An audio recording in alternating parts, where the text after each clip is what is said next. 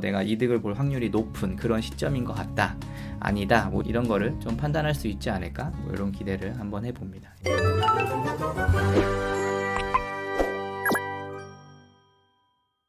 안녕하세요. 경제자유시장 투동자연구소입니다. 오늘 이야기할 거는 예금금리와 기준금리의 추이에 대해서 좀 한번 이야기를 해볼까 합니다. 요새 예금금리가 계속 떨어지고 있어요. 연 5%의 예금금리도 지금 곧 사라질 것 같고, 뭐 파킹통장 금리도 뚝뚝 떨어진다라는 기사가 이렇게 계속 뜨고 있습니다. 뭐 이럴 줄 알았으면 파킹통장을 가입하지도 않았을 거다, 뭐 이런 이야기도 있고, 많이 주다가 적게 주게 되다 보니까 사람들이 좀 분노를 많이 느끼는 것 같아요. 근데 시중은행의 금리에 대해서 조금 관심이 많아서 계속 추이를 지켜보고, 그리고 파킹통장의 금리에 대해서 계속 지켜본 사람의 입장으로는 그렇게 분통이 터질 만한 일은 아닌 것 같은데 라는 생각이 사실은 들거든요. 그런 생각이 들었던 이유는 과거와 현재의 금리 추이를 좀 보면은 좀 이해가 되실 겁니다. 제가 이렇게 표로 좀 정리를 했는데, 이 공시일은 한국은행에서 기준금리를 발표한 날짜입니다. 그래서 2020년 3월부터 2023년 1월까지 발표한 날짜를 좀 이렇게 정리를 했어요. 이거는 한국은행 홈페이지 가서도 볼 수가 있어요. 2008년에 5%까지 치솟았던 기준금리는 2020년 5월에 0.5를 찍으면서 무려 4.75%나 낮아진 거를 확인할 수 있어요. 그 이후에 쭉 지금 수직 상승을 하고 있는 상황인 거죠. 그래서 이거를 엑셀에 한번 쭉 정리를 하고, 그 다음에 은행연합회의 코픽스 공시를 쭉 정리를 한번 해봤어요. 이 값은 신규 취급액 기준입니다. 이 신규 취급액 기준이 뭐냐면 대상월 한 달 동안 신규로 취급한 수신 상품의 가중평균 금리입니다 라고 이렇게 친절하게 나와 있어요. 이게 코픽스 홈페이지인데, 여기 개요 가서 이렇게 보시면은 이게 무엇인지 이렇게 쭉 나오거든요. 그래서 관심 있으신 분은 한번 보시고, 이렇게 돼요. 그래서 코픽스 공시는 만약에 2020년 3월 17일이면은 뭐 4월 달에 공시를 보면 3월 달에 수신 금리를 알 수 있죠. 그래서 이 값은 이 공시일과 딱 떨어지는 그 날짜가 아니라 이 날짜에서, 한국은행의 날짜에서 한 달 좀 미뤄진 그 값들을 제가 이렇게 가져와서 정리를 한 거예요.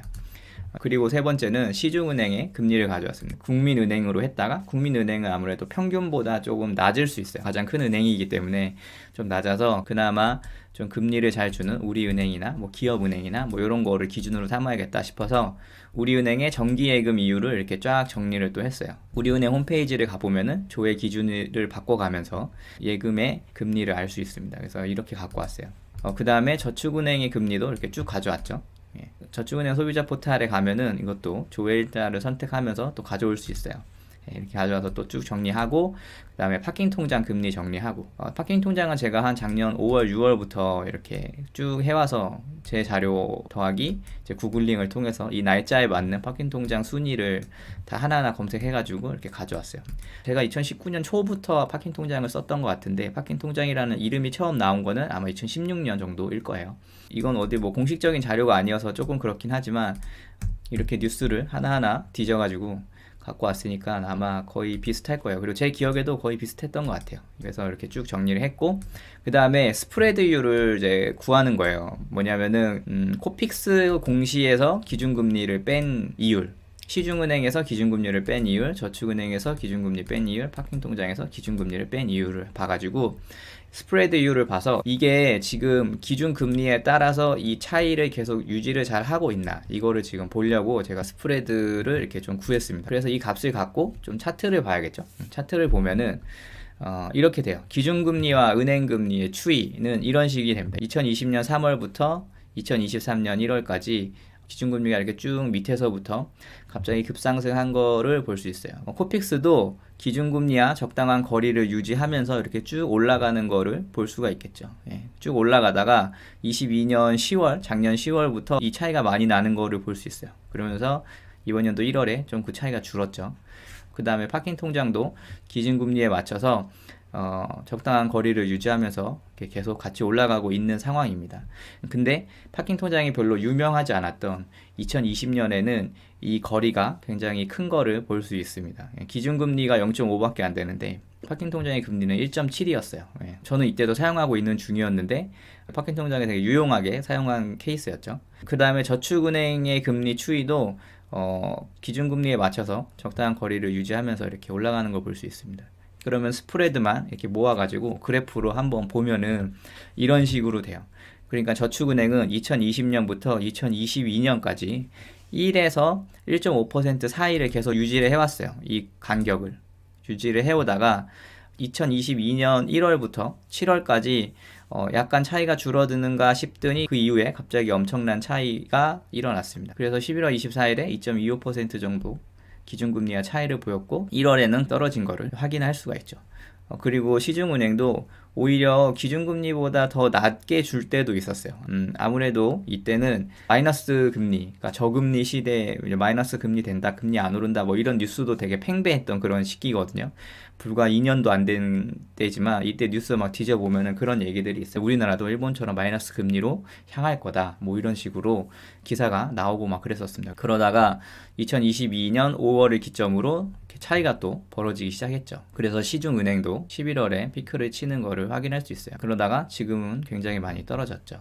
이렇게 그래프로 해서 보니까 이런 차이를 좀 볼 수 있어요. 그래서 제가 생각할 때 여기서 얻을 수 있는 결론은 세 가지였어요.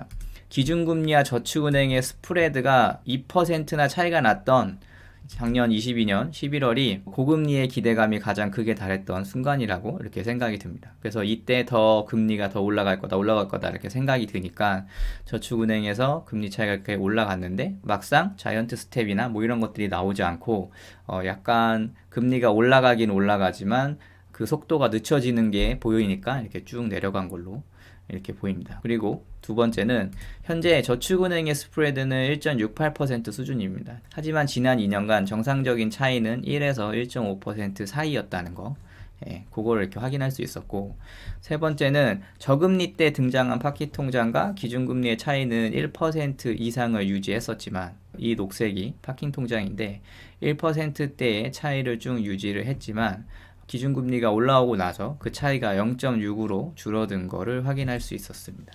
그 원인은 사람들이 많이 사용해서가 아닌가? 뭐 이런 생각도 하고, 뭐 다른 원인이 있을 수도 있겠지만 아무래도 더 많이 알려지다 보니까 더 이상 모집을 그렇게 더 열심히 하지 않아도 돼서 그런 건 아닐까? 뭐 이런 좀 생각은 해봅니다. 그래서 제가 생각하는 결론은 예금금리는 제자리를 찾아가는 것 뿐이라고 저는 이렇게 생각이 들어요. 왜냐면 원래 기준금리에 비해서 그렇게 많은 이유를 주지 않았었습니다. 그렇게 많은 이유를 주지 않았었고 작년 11월이 이상하리만큼 이유를 많이 줬던 거였죠. 기준금리가 상승할 거라는 기대감 때문에. 그런 거기 때문에 물론 파킹통장을 가입을 했는데 막 일주일도 안 돼서 금리가 내리고 막 이런 상황이 불쾌하시겠지만 전체적인 거를 이렇게 시계열로 보면은 비정상적으로 이율이 뭐 내려가고 있구나 뭐 이런 거는 아니라는 거를 알 수 있었습니다. 비정상적으로 이율이 내려간다라기보다는 뭔가 제자리를 찾아가고 있다는 느낌을 저는 좀 많이 받았어요.